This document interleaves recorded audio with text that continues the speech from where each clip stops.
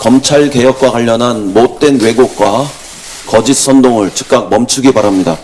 공수처는 대통령 마음대로 하는 수사기구가 아닙니다. 국민의 뜻과 또 국회의 뜻에 따라서 훨씬 더 중립적이고 독립적으로 설계된 검찰개혁기구입니다. 핵심입니다. 정적 제거용 게시타포는 아닙니다. 부패 공직자, 특히 부패 검사를 수사하는 기구입니다. 장기 집권 사령부는 더더욱 될 수 없습니다. 야당이 반대하면 공수처장을 추천조차 할 수 없습니다. 추천위원 5분의 4의 동의가 있어야 하는데 7명 중 2명은 야당 몫이기 때문입니다. 세계적 유례가 없는 것도 아닙니다. 미국, 영국, 홍콩, 싱가포르, 호주, 뉴질랜드 등 각국의 다양한 형태로 부패 수사기구는 있습니다. 문의로만 검경 수사권을 조정한다고 검찰 개혁이 되는 것은 아닙니다. 공수처는 필수 요건이기 때문입니다. 우선 공수처는 옥상옥이 아닙니다.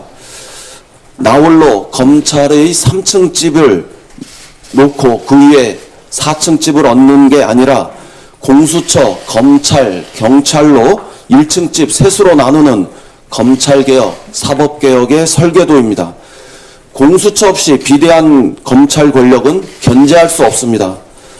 스폰서 검사, 그랜저 검사, 김학의 차관에 의해서 보였던 성적대 의혹 검사 등 수많은 검찰 관련 의혹과 범죄가 있어도 기소된 검사는 0.1%에 불과합니다. 반면 우리 국민의 40%는 기소되고 있습니다. 자유한국당의 검경 수사권 조정안은 그 자체로 진실인지 의문투성이입니다. 수사 지휘권과 수사 종결권을 검찰이 그대로 가지게 되면 무늬만 검경 수사 조정이 됩니다. 기소권을 가진 검찰은 여전히 수사 지휘권, 수사 종결권, 그리고 경찰의 수사한 모든 사건을 송치받는 등 검찰 권력은 여전히 강력합니다. 수사 지휘권이 수사 요구권으로 존속되면 사실상 수사 지휘권이 존속되어서 검찰이 하던 직접 수사를 경찰이 대신한다 하더라도 그것은 검찰 수사의 외주법으로 전락하게 됩니다. 검찰이 갑이고 경찰이 을일 수밖에 없는 검찰 갑질의 고도화 방향이 될 수밖에 없습니다. 검찰 개혁의 핵심은 공수처의 신설이고 수사 지휘권의 완전한 폐지입니다.